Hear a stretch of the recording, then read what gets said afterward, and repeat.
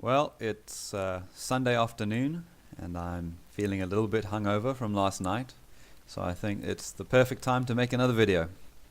And this video is going to be about marketing your indie game, which is a little bit ironic, given that I've never marketed an indie game. I've not sold an indie game. I haven't finished an indie game. You might be wondering at this point, where does this guy get off thinking he can tell me how to market an indie game? It's a good question, so I'm just going to ignore it, really. Fuck it. No, actually, really, I read an article about this, which makes me an expert like everyone else on the internet. No, actually, that's still wrong. So I read the article, and it said something which I thought was good. I thought it was profound. Well, profound is maybe a strong word. I felt that it got to the core of the issue. It's one of those things where you read it, and even though it's not really telling you anything new, it hits you with the force of a lightning bolt that this is right. This is got into the core of the issue. This is the heart of the thing. So I'm basically going to tell you what I read in that article. So exciting times ahead. Okay, so how do you market your indie game? I've seen a number of people, a number of other indies and various people talking about how to market their indie game, or unsure of how to market their indie game, or even worse, trying to market their indie game and doing a sort of a hash job of it. So I'm going to lay out the piece of advice that I read, and hopefully people will find it useful. The core of it is, when you want to market your indie game, what you have to do is figure out what the core fantasy is, right? It's not going to work for all types of game. I'll put that in as a caveat. If you're making a puzzle game or something like that, you probably more want to focus on your innovative mechanic.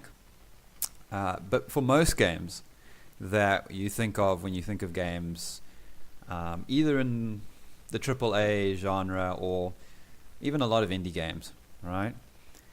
What you're selling is not a feature list. It's not really a product either. It's actually a fantasy.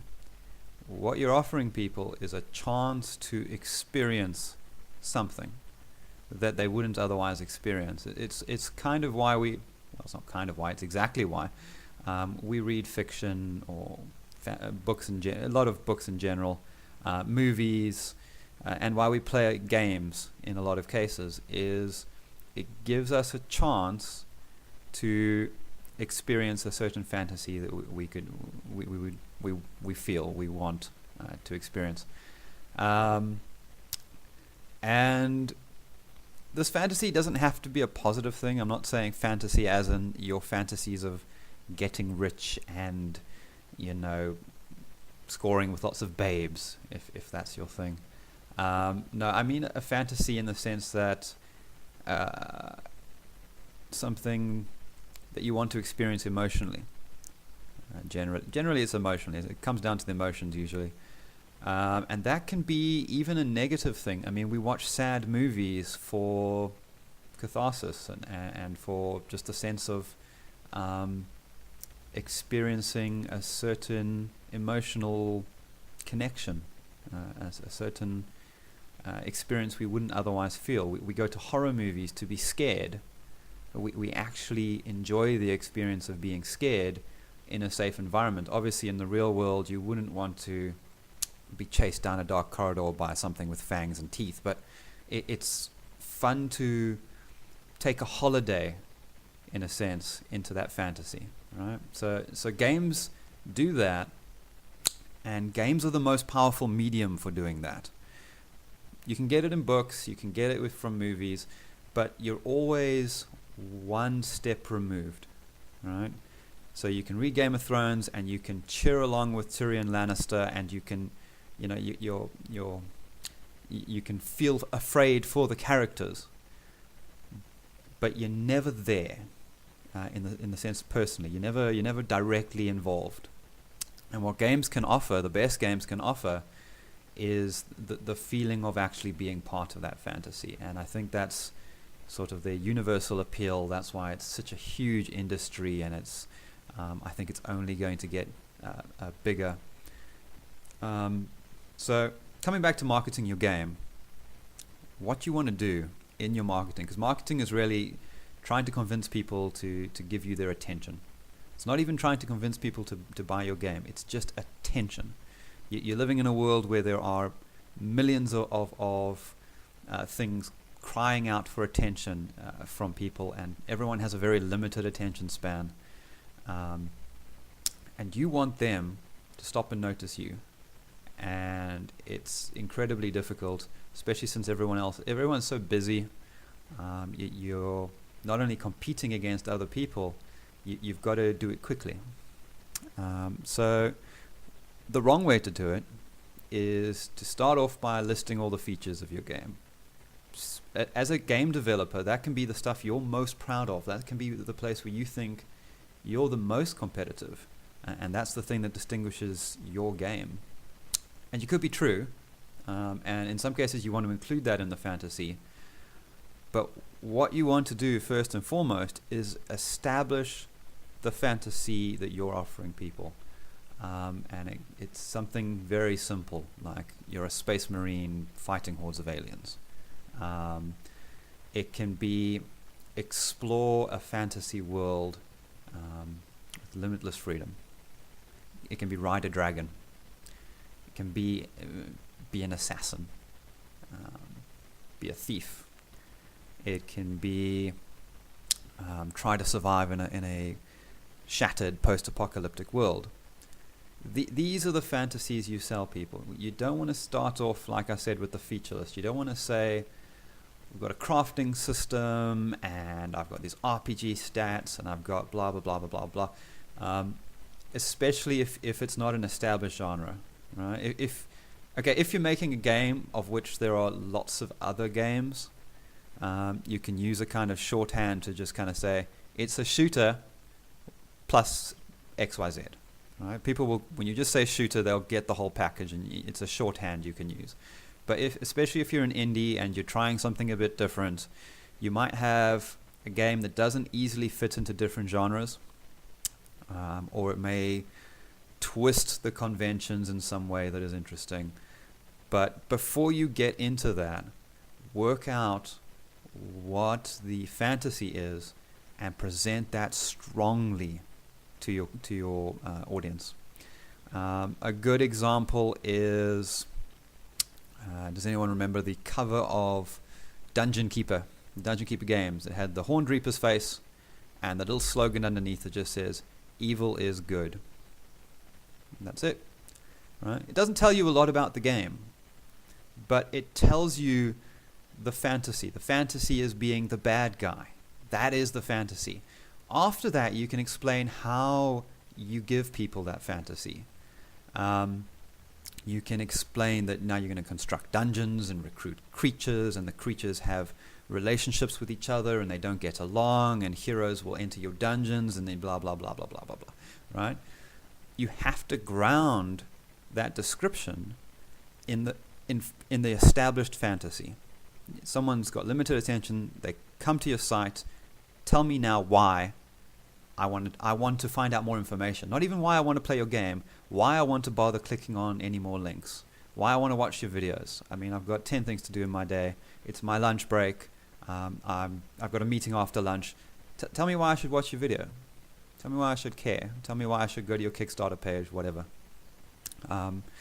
So establish the fantasy and try to do it as strongly as possible in a way that captures the feeling.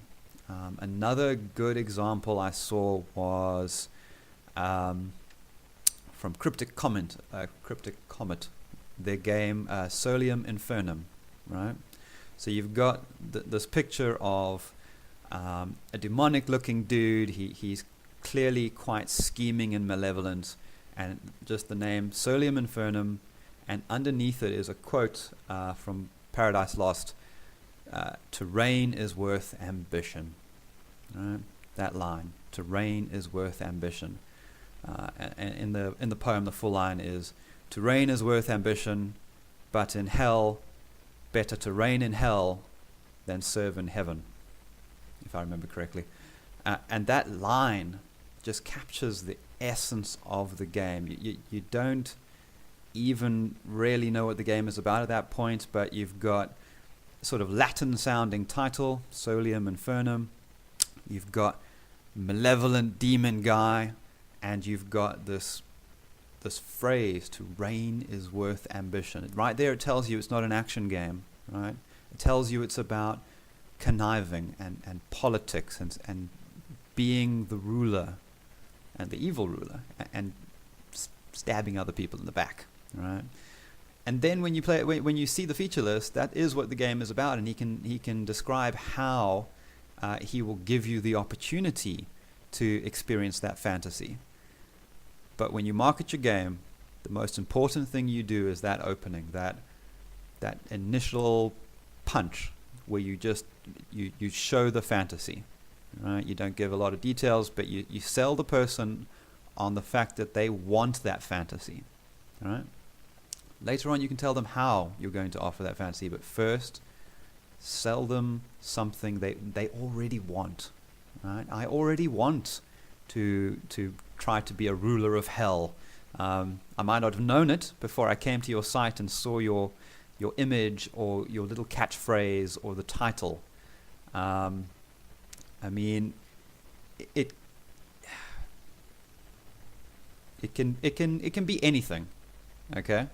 It doesn't have to be text. It doesn't have to be an image. It can be a video. It can be just the title itself, right? So there's a game called Air Buccaneers. That's enough.